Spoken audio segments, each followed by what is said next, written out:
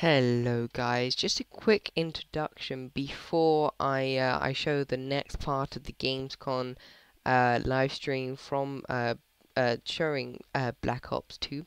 I would like to tell you that this next bit is literally just explaining a lot of the stuff that will be coming out on November the 13th.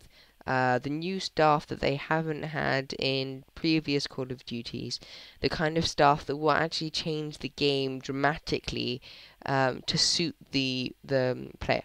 So enjoy and sit back and relax and enjoy. And I hope this helps. Bye.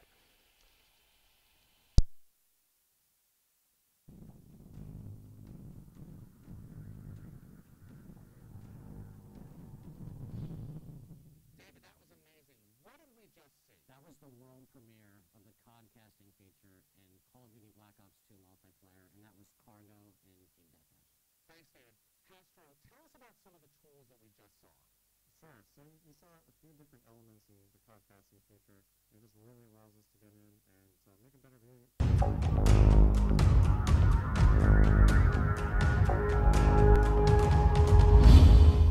David, that was amazing. What did we just see? That was the world premiere of the codcasting feature in Call of Duty Black Ops 2 multiplayer, and that was Cargo in Team Deathmatch. Thanks, David. Hastro, tell us about some of the tools that we just saw. Sure. So you saw a few different elements in the podcasting feature. And it just really allows us to get in and make a better viewing experience for the audience that's tuning into Call of Duty matches online, right? So you saw an element called the score panel, and that's the kind of the key element at the very top center of the screen. The score panel is just a way for us to give information quickly to the audience, the score, what team's in the lead, and how much time is left in the game. And then, of course, we saw the names up there. That's the nameplate.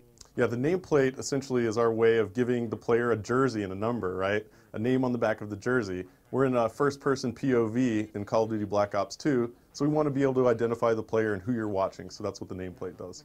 Now, that's all great, but viewers really want to see the map. Tell us about the map. Yeah, the map overhead is a really important piece of information for the audience. So the audience wants to see where the teams are set up, where they're located on the map, where the engagement's about to occur. And also for the commentators, it's a great tool because the commentator can kind of switch players after a player dies and bring you right back into the action faster. Now, this is really exciting. It's almost like watching a TV show, picture in picture. Yeah, now the picture-in-picture mode is just really robust, a lot of features there, but essentially you're able to see what the kill streak is for each certain player. If a player's just on a tear, he's got 10 kills in a row, you'll be able to see that in the right-hand column. Also, we have an objective column, so any player who's playing an objective in real time, you're going to be able to see live when that player is playing an objective, and it's going to identify that that player is in fact on the objective. Are there a lot of options that we can tweak? Well, we actually have elements of the HUD that are removable, and you can actually customize the HUD for the viewer. And you can actually go in and, let's say an esports league or a big tournament wants to put in their own graphics, so you can remove a piece of the HUD, and we can actually fully customize that for the viewing experience. So you can completely wipe it, put in the mini map, take it away, different things like that. It's just very, very robust, and essentially that's what makes up codcasting. Now, one of the really neat features is Listen In, where we can actually hear the players, right?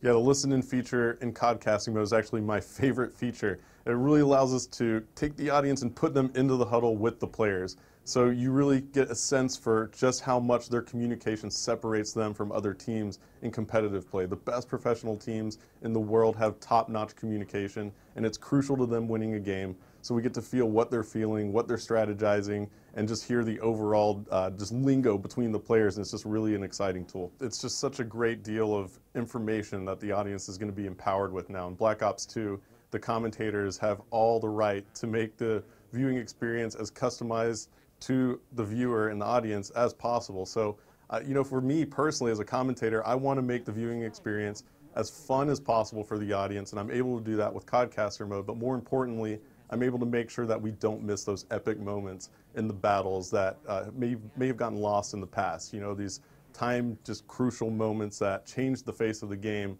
and what essentially determines outcomes of matches. We're able to make sure that we capture all of that. Thanks, Hastro.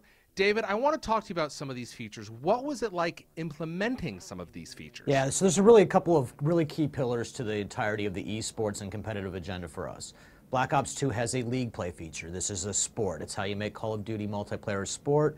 And we actually use skill-based matchmaking to put players in the right brackets. Competition is fun at any level, pro players and average players alike. We also have to make it fun to watch, fun to spectate. That's what codcasting does. So that's why that feature is so important, have that production around that sport. And then finally, we need a way to give that sport or broadcast it to the world, and we do that with a feature we call live streaming. You're now putting basically thousands of dollars of tools into the hands of the community. That's got to be really exciting. You're expecting to see a lot of great stuff out of them. Yeah, right? It's actually really important for us to put as many tools as we can. We really like to make sure that we give the player the ability to customize the experience, whether they're playing the game, whether they're watching the game. In fact, Larry, you can even go back through the theater feature later, pick up those games, and then codcast them later. It's really cool.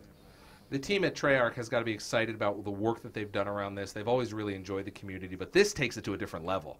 We're going to keep going. We're pretty engaged with the community all the time. They're very passionate people. They have a lot to say about the game, and it's really fun to take their ideas, mold them into the context and structure what the game's supposed to be like, and then bring them right back to the players. Thanks, David. Any final words? Sure. I've just been blown away by how dedicated the team at Treyarch has been to making this experience for the players as best as it can be and giving them as much customization that they can have. It's just mind-blowing how dedicated they are to their community and how well they treat their fans and the players that play the game. So I think that's something that all of the Black Ops 2 players out there when they get the game are going to realize pretty quickly. Thank you, Hastro. Any final words? We're really excited to put this game in players' hands. And when you get there and you get your hands on it, I want you to tell us what you're thinking about it, how it's working for you. Feed right back to us so we can continue to make and improve our games for you. There you go, and we are back. It's the Vaughn and Major show. Vaughn, welcome back. Thank you.